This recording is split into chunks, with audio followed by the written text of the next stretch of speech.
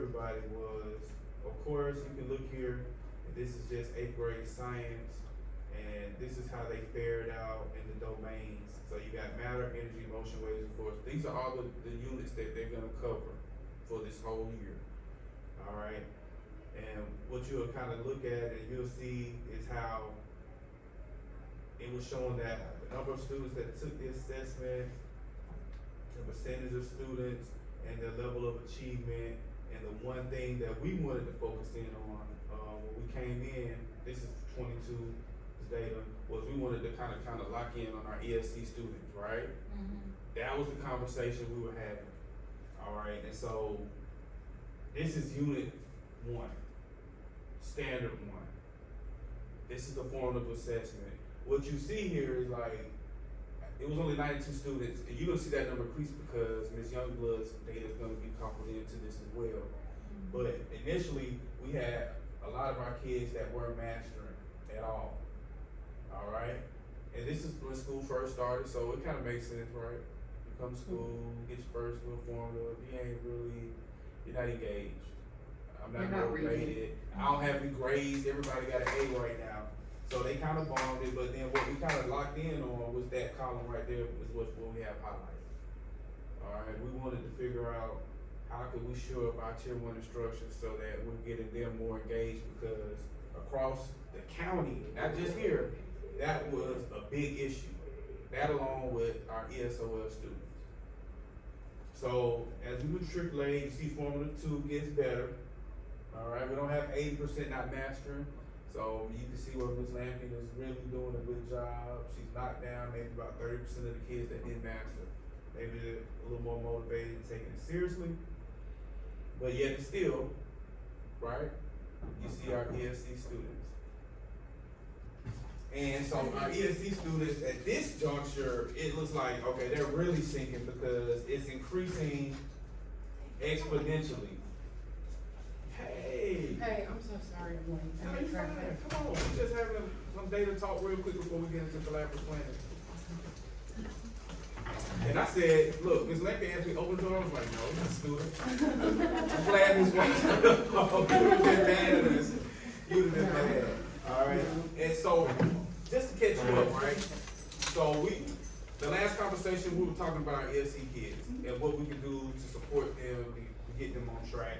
And so I went back to our first formula, and we see how overall we just didn't do good. Our ESC, I highlighted them. You can see where they're not doing well. We're looking at Formula 2. Overall, we did better. Ms. Lampkin, got our kids motivated, and they maybe 30% of them who were not mastered, they're now mastering in this second formative assessment. But yet and still, our ESC kids were still struggling.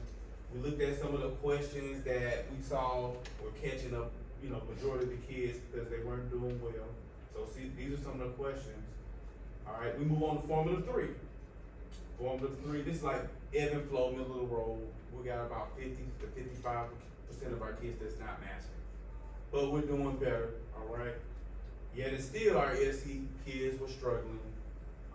So I think at this juncture, we had a conversation, everybody was at the table. We talked about what our co-taught classes should look like. We talked about, I still got on the little yellow paper up there. Continuing our reading strategies. You brought up DIFID, but we talked about still implementing reading strategies. We talked about Ms. Lampkin and myself, vocabulary charts. We talked about graphic organizers, how to similarities and differences, just kind of getting the information to the kids. She brought up reading to the kids during the assessment, and how they didn't even like using headphones. And we were like, well, can we incentivize them? How do we get them to listen to the question so they can answer it? Because if I'm not mistaken, Ms. Lampkin was saying if she asked them the question and just use basic language, they can talk to her and give her the answer. It's just when they're reading it, it gets lost in translation. It's too much. I get overwhelmed. These words, I don't see them all the time. I'm not hearing them all the time. I'm gonna just select the answer. It's not that necessarily. Like in conversation in class, I read it exactly like it is. Okay. But they don't want to read it. They don't wanna take the time to read it themselves. They don't know whether it's a basic sentence that they can answer at all. They don't wanna take that time at all. But you're right, that's what it is. It's me reading it. They'll let me read it all day long.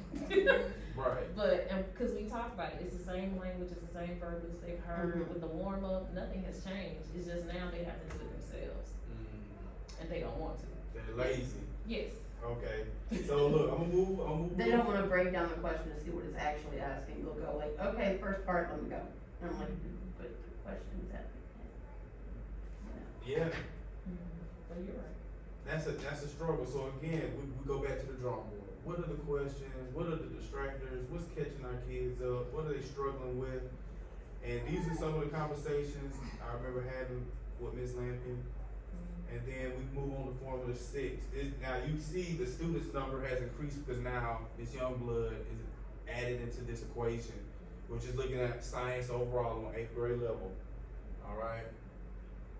Alright, so now our mastery level has increased. We're up in the 60%. So you can see how our science department is progressing. And I feel like we're doing a great job in trending forward with our data when it comes to the assessments. But even with that, 6%, alright, so tier 1 was looking good, overall everybody gets it, but our ESC kids are still struggling, okay? Alright, Ms. Lampkin is still in that classroom, she's working, doing everything we discussed, and you know, we're just still hoping for the best. Again, our number of students are increased because of course Ms. Youngblood, 58% not mastered, we kind of dropped down. Alright, now this is the thing that was concerned, like how we went from like 60-something% mastery, we come to formative 7 and only like 41% mastered, okay? But I will point this out. If you look at our ESC students, we have exponentially grown. We're no longer in the red, and we've decreased that each year. So I wanted to shout Ms. Lampkin out in front of everybody because she kind of is the one that has the bulk of our ESC kids. I think Ms. Youngblood has 2. Yeah. You have 2 total, but she carries the load for our ESC kids on the 8th grade hallway. And just to see where she started to where we are now, at the end of Unit 1, I just wanted to make sure I put this together and give her a shout out. Thank you so much, Ms. Lampkin, because she actually was working the strategies, like she said. She realized what was going wrong, and it wasn't something that we let linger and ignored all the way until it's time for GMAS. Alright, and so I wanted to bring Ms. White in, I wanted to bring everybody together so that we can see where we are. And of course, this has been a consistent, when we pulled the Lexhouse scores, we realized the reading was an issue. And here were some of the strategies that we discussed along the way. I just documented them. This PowerPoint been going on since what? Week 1. It's been the same PowerPoint, I just add the new data in, but these are some of the things that we talked about, and I just wanted to appreciate her for following through with our plan. And that's pretty much all that I wanted to do, Ms. Lampkin. I said, don't be embarrassed. So is there anything you want to share? Because I want to say this. When I was talking to 7th grade yesterday, they're having some of the same issues, and I haven't really gotten into deep detail with them about some of the things that we can do to get them better, because I was more focused on 8. But is there anything you want to share as far as stuff that you were doing in the classroom, outside of what we discussed, or even what we discussed, that helped improve those scores? Because they're going to ask you questions. They'll say, I need to talk to this now. No, but see, theirs is a little different because that is more vocabulary heavy. Okay. So it's not necessarily, like, physical science has a lot, but you have to apply it. Theirs is more vocabulary. So I don't think it will be the same. Like, I'm explaining it, but no, the kids, they have to do it. It's not that bad. And then we're talking about the Bohr models and periodic tables. Drawing diagrams, the periodic table, yeah. And physical and chemical changes, that's stuff they can actually see. I can pick up a piece of paper and ball it up. That's stuff they can see. Life science is a little bit different. That's concepts that they gotta learn, and it's plants. So what you're saying is that you can share work? Just say, I don't have nothing to share with her. Okay, no It's not problem. like that, cause I'm sure she's, you know what I'm saying? It's the kids, it's vocabulary, it's heavy vocabulary in A life lot of science. times in the life science, it helps to focus on like the root words, Mhm. like bio means life, Okay, yeah. A means not or not, like Mhm. those Right. Latin root words, because after that, they can break down pretty much anything. Okay, well, that's the time I just wanted to bring you in, Ms. White, and we continue to work together, cause, 7th grade, like I said, we're gonna have to get in there and kinda do the same work, kinda define the roles on what they're doing with the co-teacher, and put in some strategies for our ESC students, so that they're able to show the same growth that 8th grade is doing. Alright, I won't take up too much more of your time, if you wanna stay, you can. Nah, you know, this is good. 400,000 other things. I gotta go meet Mr. Riley today, so let me go finish some of my work.